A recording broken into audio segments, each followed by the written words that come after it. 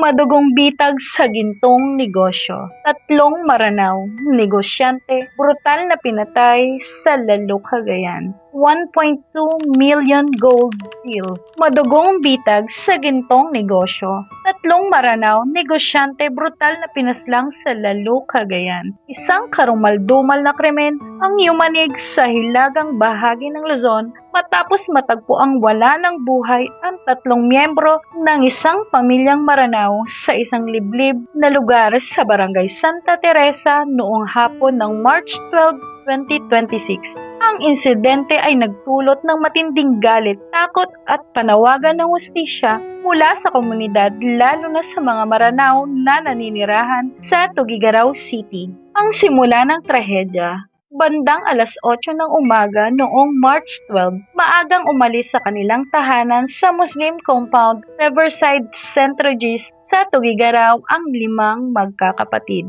Sakay sila ng Toyota Vios na pagmamay-ari ng mag-asawang negosyante na sina Mutalib George Amerol at Janisa Macod Amerol.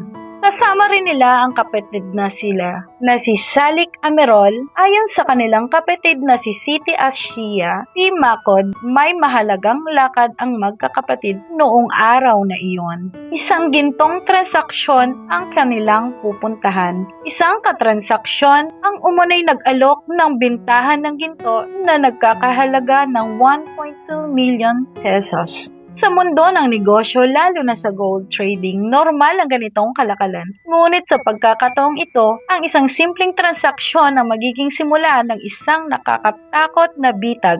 Ang paglalakbay patungo sa bitag. Mula Tuguegarao, nagtungo ang grupo sa bayan ng Lalo. Ayon sa salaysay ng pamilya, nakipagkita sila sa kanilang kausap sa sentro ng bayan. Ngunit doon nagsimulang maging kahina-hinala ang sitwasyon. Sinabi umano ng transaksyon na wala sa kanya ang ginto at kailangan pa itong kunin sa isang mas malayong barangay. Upang ipagpatuloy ang transaksyon, iminungkahi ng kausap na sumama ang ilan sa kanila sa lugar kung saan kukunin ang ginto. Dahil 5 tao na sila sa sasakyan, nagpasya ang 2 kapatid na magpaiwan muna sa bayan. Ang 3 biktima na sina Mutalib George Amerol, Janisa Macod Amerol at Salik Amerol ang sumama sa kanilang kausap. Hindi nila alam, iyon na pala ang huling pagkakataon na makikita silang buhay. Ang liblib na lugar mula sa sentro ng bayan, nagtungo ang grupo sa isang malayong bahagi ng Barangay Santa Teresa.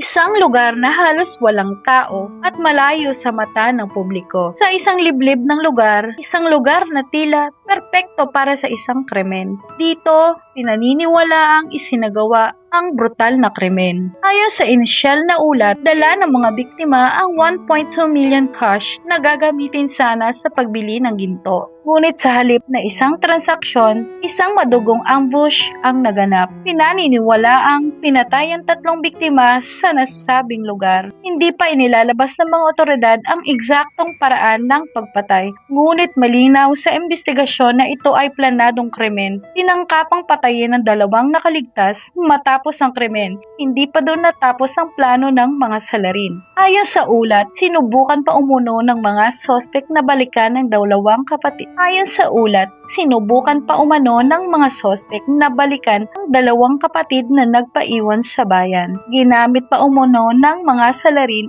ang Toyota Vios ng mga biktima. Ngunit sa kabutihang palad, nakapagtago ang 2 kapatid. Dahil dito, sila ang naging mahalagang saksi sa kaso, ang pagkatuklas sa krimen. Bandang 1:00 ng hapon, natagpuan ng mga otoridad ang 3 bangkay sa Barangay Santa Teresa. Ang lugar ay agad na ginawang crime scene. Dumating ang mga pulis, investigador at forensic team. 2 sa mga biktima ang natagpuang nakahandusay sa gitna ng kalsada, habang ang isa naman ay natagpuan sa tabi ng isang irrigation canal. Matapos ang pamamaril, iniwan ng mga sospek ang sasakyan ng mga biktima sa provincial road ng Barangay Abagaw, Camalaniugan na may kalayuan mula sa pinangyarihan ng krimen. Sa crime scene, nakarecover ang mga investigador ng 2 slag at 5 basyo ng kalibre 45 na baril. Ang tahimik na barangay ay puno ng sirena ng mga sasakyang pulis. Isang malagim na katotohanan ang unti-unting lumabas. 3 negosyante ang walang awang pinaslang. Pagdadalamhati ng komunidad, agad na inuwi ang mga labi ng 3 biktima sa Tuguegarao City. Ang kanilang mga labi ay ibinurol sa masjid ng Muslim compound. Sa kulturang Muslim, ang pagluluksa ay hindi lamang ginagawa ng pamilya kundi ng buong komunidad. Maraming residente, kaibigan at kapwa negosyante ang dumalaw upang makiramay. Ang kanilang mga iyak at panalangin ay patunay kung gaano kalaki ang pagkawala ng 3 buhay. Panawagan ng hustisya, nananawagan ng pamilya ng agarang aksyon mula sa mga otoridad. Ang nakakalungkot pa, isa sa biktima na babae ay buntis pa ng 4 na buwan. Mga walang awa at karumaldumal na gawain ng mga walang puso na nilalang sa ating mga kapatid na Muslim. Samantala, nailibing na rin ang 3 biktima habang patuloy ang panawagan ng kanilang pamilya para sa ganap na hustisya. Patuloy nagsasagawa ng imbestigasyon ng pulisya upang matukoy ang mga salarin at kung sino ang nasa likod ng madugong bitag sa gintong negosyo. Sa ibang mga kaso ng pagpatay sa mga negosyante sa Pilipinas, kadalasang nauugnay ang mga ganitong krimen sa robbery, business dispute o planadong panlilinglang kung saan ang pera o mahalagang ari-arian ang target ng mga salarin. Galit at takot sa komunidad, ang insidenteng ito ay nagdulot ng matinding pangamba sa komunidad ng mga Maranao sa Tuguegarao. Marami sa kanila ang matagal nang naninirahan at naghahanap buhay sa lungsod bilang mga negosyante. Ngunit matapos ang krimeng ito, marami ang nagsimulang magtanong sino ang nasa likod ng planadong ito. Sino ang nag-ayos ng transaksyon? May sindikato ba sa likod ng bintahan ng ginto? Hustisya para sa mga biktima. Sa ngayon, patuloy ang imbestigasyon ng mga pulisya. Ngunit para sa pamilya ng mga biktima, iisa lamang ang kanilang panawagan. Hustisya. Hustisya para kina Salik Amerol, Mutalib George Amerol, Janiza Macod Amerol,